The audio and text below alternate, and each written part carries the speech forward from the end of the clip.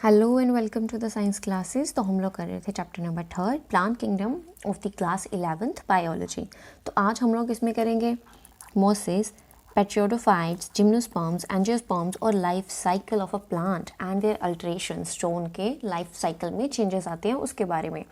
Okay तो पिछला lecture हम लोगों ने बीच में छोड़ दिया था, फिर उसके बाद कोई लेक्चर नहीं आया, लेकिन अब से रेगुलरली लेक्चर्स आएंगे आपके।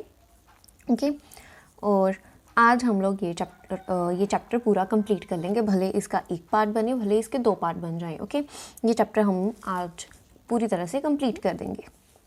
ओके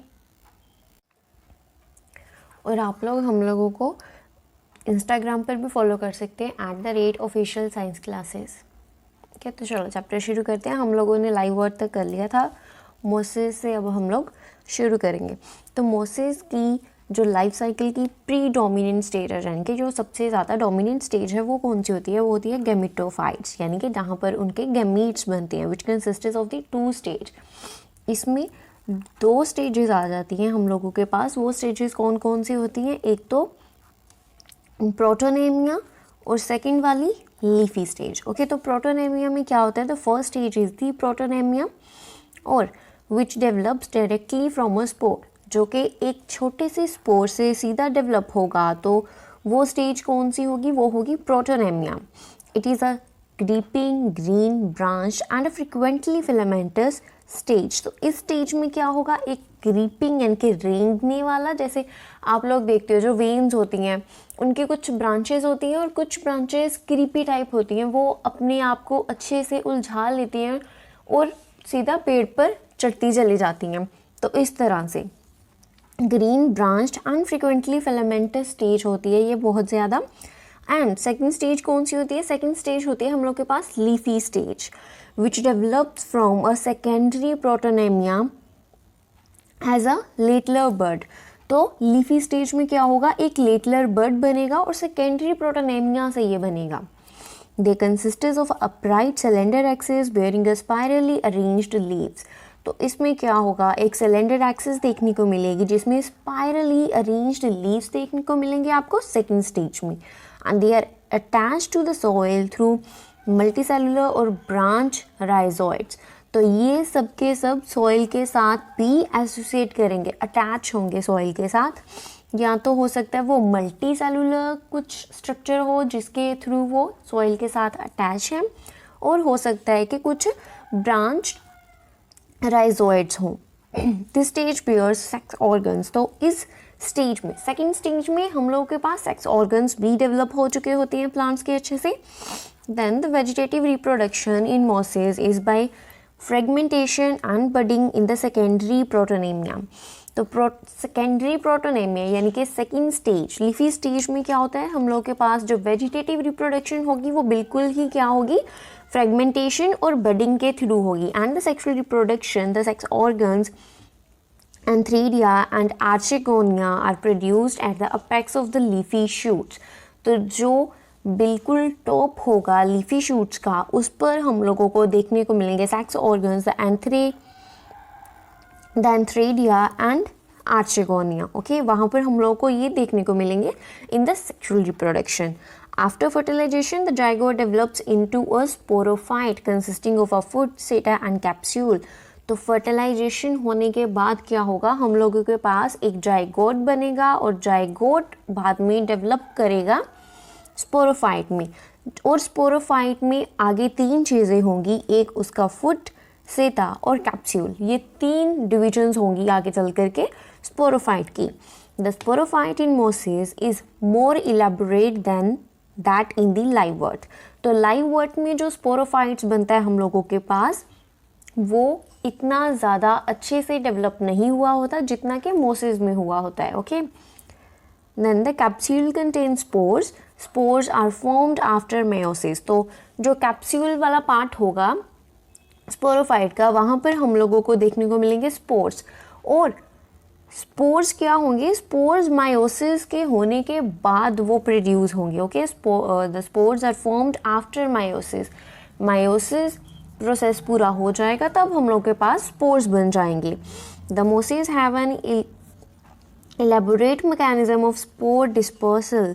तो मोसेस में जो स्पोर डिस्पर्सल जो होता है उसका पूरा मैकेनिज्म, यानी कि स्पोर्स को अच्छे से आगे फैला देना, डिस्पर्स कर देना, उसकी एक अच्छे से पूरी इलेबोरेट मैकेनिज्म होती है जिसके थ्रू मोसेस अपना ये काम करते हैं। ओके, और ये कुछ एग्जांपल्स दी हुई हैं मोसेस की। तो आगे आते हैं हम लोग के पास pteridophytes. Pteridophytes it includes the ferns, the horsetails. तो फर्न्स, पहले तो आप देख लो फर्न्स किस तरह के, ये वाले ये होते हैं हम लोग के पास पेट्रिडोफाइट्स, और ये होती हैं फर्न। ओके, यानी कि इन पर फूल नहीं आते, छोटे छोटे से प्लांट्स होते हैं, ये बोल सकते हो श्रब्स टाइप। ओके, तो इनको बोल दिया जाता है pteridophytes. The pteridophytes are used for medicinal purpose and as a soil binder. तो इसका मेडिसिनल यूज़ भी है, यानी कि हम लोग इसको दवाइयों में भी यूज़ कर सकते हैं, और इसके साथ साथ इसका एक और यूज़ है हमारे पास सॉइल इरोजन को रोकने के लिए, यानी कि एज अ सॉइल बाइंडर भी काम करते हैं। इनकी रूट सॉइल को अच्छे से बाइंड करके रखती हैं आपस में, ताकि जो विंड के साथ, वाटर के साथ वो क्या हो जाए, बह ना जाए। ओके, तो ये एक सॉइल बाइंडर का भी अच्छे से काम करती हैं। They are also frequently grown as ornamentals. तो हम लोग घरों में भी इनको उगाते हैं इंटेंशनली, अनइंटेंशनली तो ये बहुत सारी जगहों पर एज अ ग्रास है ना ग्रो कर जाते हैं, लेकिन इंटेंशनली भी हम लोग अपने घर में इसको एज अ ऑर्नामेंटल ग्रो करते हैं। तो ऑर्नामेंटल्स क्या होते हैं? ऑर्नामेंटल्स हम लोग के पास वो फ्लावर्स होते हैं जो कि जैसे हम लोग गार्डन्स बनाते हैं, घर में फ्लावर्स लगाते हैं, तो ऑर्नामेंट्स वो वाले प्लांट्स होते हैं जो देखने में बड़े सुंदर होते हैं, यानी कि they also beautify your garden और व्हाटएवर यू हैव। तो उसमें क्या होगा कि उसमें फ्लावर्स नहीं आएंगे, ऑर्नामेंटल्स में सिर्फ लीव्स रहेंगी, फ्लावर्स नहीं आएंगे। ओके, तो उनको ऑर्नामेंटल्स बोल दिया जाता है। The evolutionary they are first to terrestrial plants to process the vascular tissue xylem and phloem. तो उन्होंने बोला कि ये टेरेस्ट्रियल, पहले टेरेस्ट्रियल प्लांट्स हैं, यानी कि सबसे पहले ऐसे पौधे जिन्होंने कि हम लोगों को वास्कुलर टिश्यूज़ देखने को मिले। ओके, वास्कुलर टिश्यूज़ कौन कौन से हैं? जाइलम और फ्लोएम, यानी कि एक खाना पहुंचाता है, एक पानी। तो ये हम लोगों के पास सबसे पहले ऐसे प्लांट्स हैं जिनमें ये डेवलप हुए। और वो बोल रहे हैं कि आपने इन टिश्यूज़ के बारे में क्लास 6 में अच्छे से पढ़ा होगा। पढ़ा था क्या आपने? नहीं पढ़ा था तो अच्छे से पढ़ लेना एक बारी 6th क्लास की बुक से।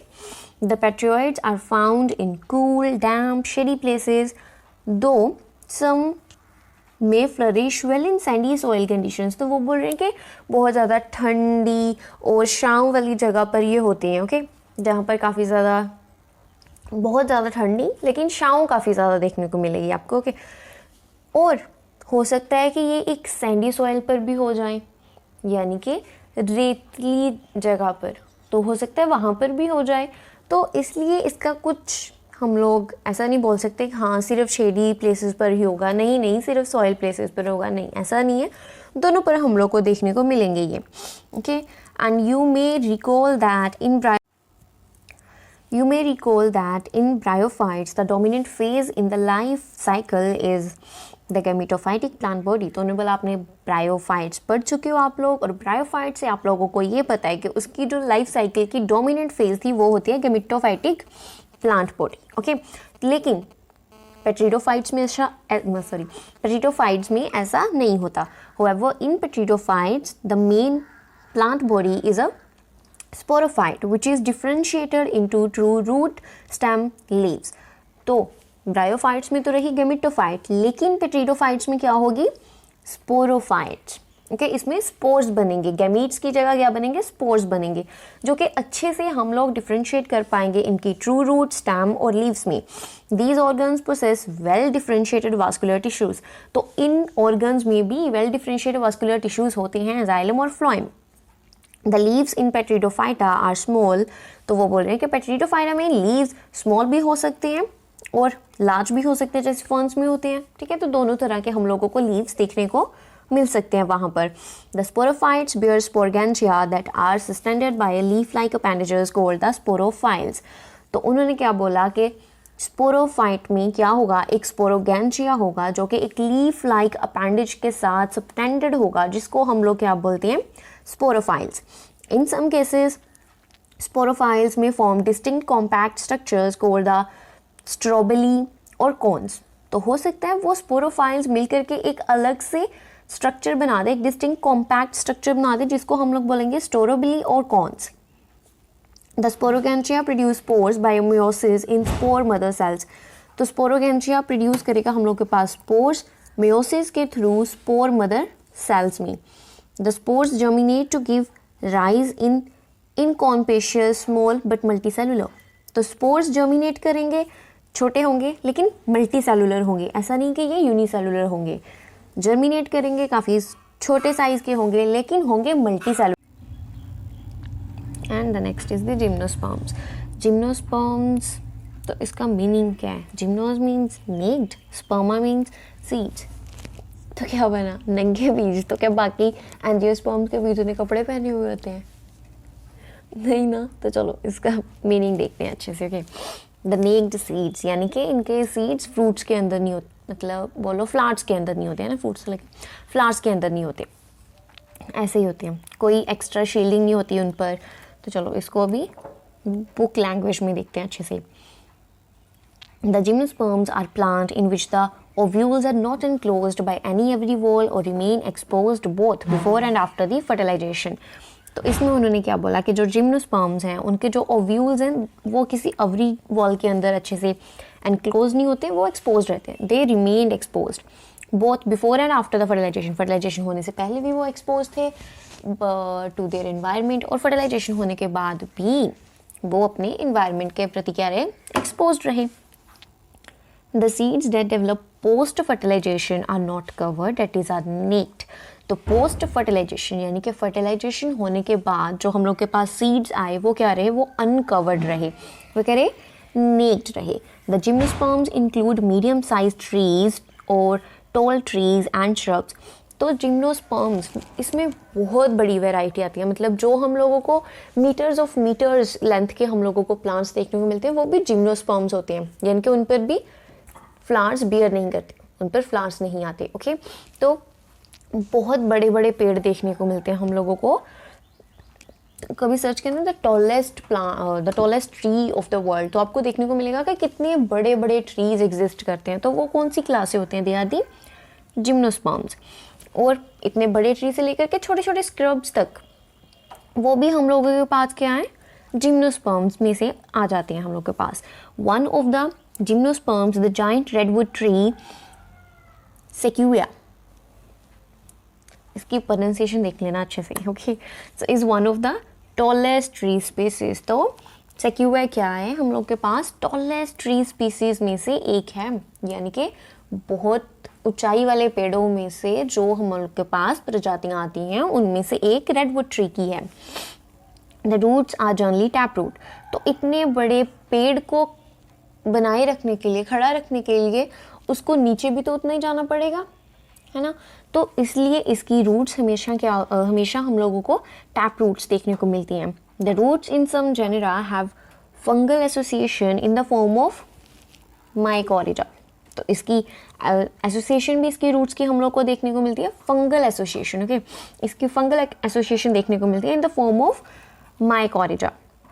While in some other small specialized roots called coralloid roots are associated with the nitrogen fixing cyanobacteria। तो कुछ की एसोसिएशन हम लोगों को देखने को मिली फंगल एसोसिएशन, और कुछ की क्या होती है, कुछ की कोरालॉइड रूट्स होती हैं जो कि एसोसिएट करती हैं साइनोबैक्टीरियाज के साथ, जो कि नाइट्रोजन को फिक्स करते हैं सॉइल में। द स्टेम्स आर अनब्रांच्ड और ब्रांच। तो वो बोल रहे हैं कि स्टेम क्या है, ये अनब्रांच भी हो सकता है, यानी कि एक सिंगल स्टेम जा रहा हो, ऊपर जाकर के ब्रांचेस आई, और हो सकता है नीचे से ही वो ब्रांच हो, यानी कि एक स्टेम की जगह दो स्टेम्स आ चुके हों, नीचे से एक ही आ रहा था लेकिन ऊपर जाकर के उसके 2-3 स्टेम्स बन गए, तो एक मेन स्टेम नहीं रहा वहाँ पर। The leaves may be simple और कंपाउंड। तो इसके लीव्स भी हो सकते हैं कि बहुत सिंपल हो, बहुत कंपाउंडेड हो। The cycas the pinnate leaves persisted for a few years. तो जो हम लोग के पास काइकस के लीव्स होते हैं वो कुछ सालों के लिए हम लोगों के पास रहते हैं। ये नहीं कि आज हुए कल झड़ गया और परसों नया पत्ता आ गया वहाँ पर, ऐसा नहीं है। वो हम लोग के पास years तक रहते हैं, for the number of years. The leaves in the gymnosperms are well adapted to withstand extremes of temperature, humidity and wind.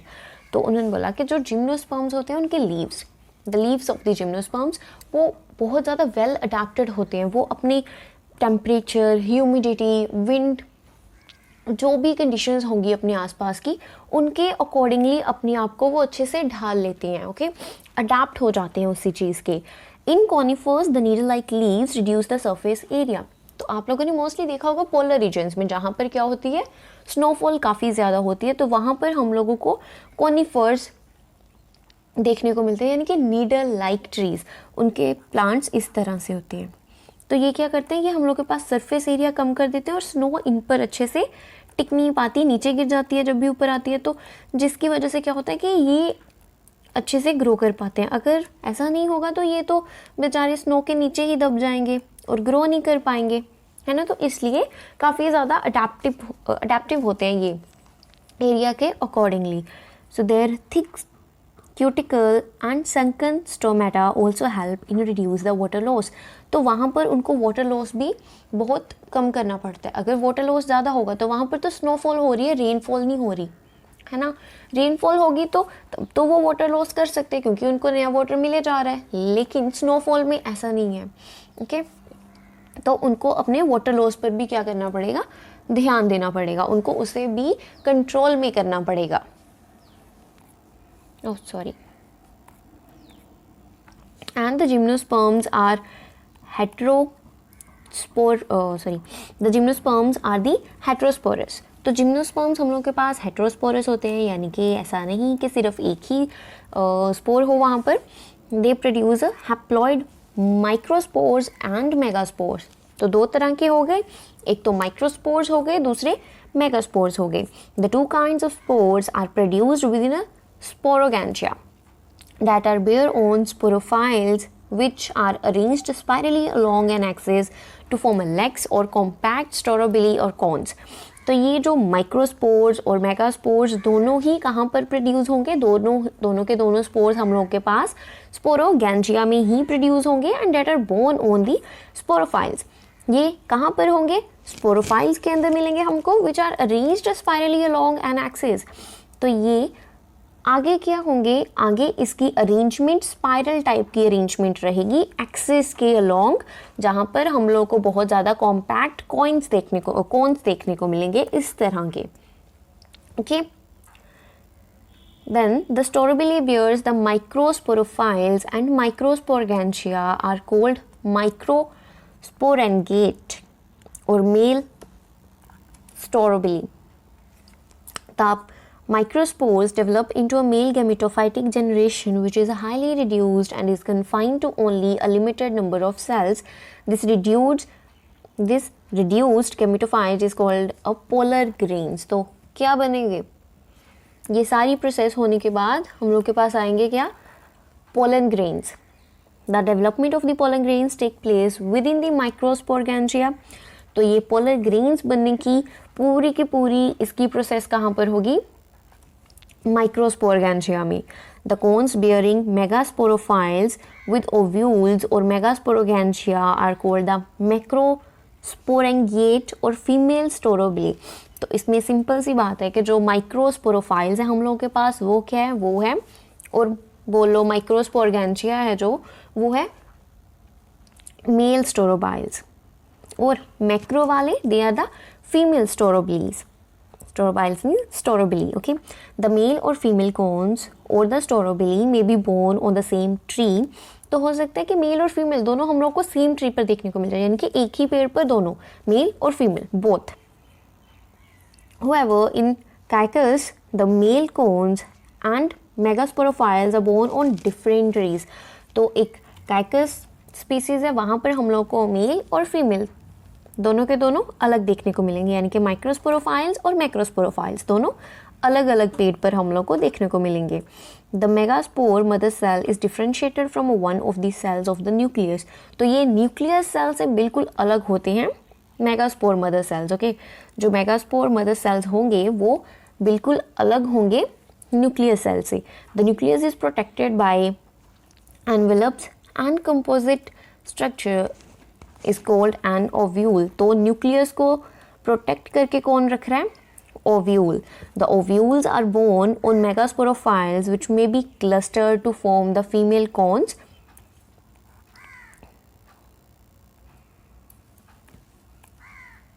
The megaspore mother cell divides meiotically to form 4 megaspores। तो जो megaspore mother cell होगा वो उसमें meiosis होगी और वो आगे 4 megaspore sales में डिवाइड हो जाएगा। One of the megaspores enclosed with in the megasporangium develops into a multicellular female gametophyte that bears 2 or more archegonia और female sex organ। तो यहाँ पर जो हम लोगों के पास प्रोड्यूस होंगे मेगास्पोर्स वो एनक्लोज्ड होंगे विद इन दी मेगास्पोरगैंजियम, यानी कि वो कहाँ पर होंगे? मेगास्पोरगैंजियम के अंदर, जो कि एक मल्टी सेलुलर फीमेल गैमेटोफाइट को प्रोड्यूस करेगा, वहाँ पर उसको डेवलप करेगा, जिनमें 2 या फिर 2 से ज़्यादा हम लोगों को फीमेल सेक्स ऑर्गन्स देखने को मिलेंगे। The multicellular female gametophyte is also retained within the megasporangium. तो फीमेल गैमेटोफाइट भी हम लोग के पास कहाँ पर होंगे? मेगास्पोरगैंजियम में। Then unlike bryophytes and pteridophytes, in gymnosperms the male and female gametophytes do not have an independent free living existence। तो वो बोल रहे हैं कि ब्रायोफाइट्स और पेट्रिडोफाइट्स में क्या था? जो मेल और फीमेल गैमेटोफाइट थी उनकी एक इंडिपेंडेंट फ्री लिविंग एग्जिस्टेंस थी, जो कि जिम्नोस्पर्म्स में नहीं होती। They remain within the sporangia retained on the sporophyte. तो वो हमेशा कहाँ पर रहते हैं? वो स्पोरोगैंचिया स्पोरोफाइट्स में रहते हैं। The pollen grains is released from the microsporangium. तो इसमें जो पोलन ग्रेन आएगा वो कहाँ से आएगा? माइक्रोस्पोरगैंजियम से आएगा। They are carried in air currents and come in contact with the opening of the ovules borne on the megasporophylls. तो इनको कैरी कौन करता है? एयर करंट्स, यानी कि हवा के थ्रू ये एक जगह से एक ट्री से दूसरी ट्री तक पहुंचते हैं, और जहाँ पर ओव्यूल्स की ओपनिंग होती है वहाँ पर जाकर के फर्टिलाइजेशन करेंगे और सीड्स बनाएंगे। The pollen tube carrying the male gamete grows towards archegonia in the ovules and discard their content near the mouth of the archegonia. Fertilization following the fertilization, तो इस सब प्रोसेस के बाद क्या होगी? फर्टिलाइजेशन होगी।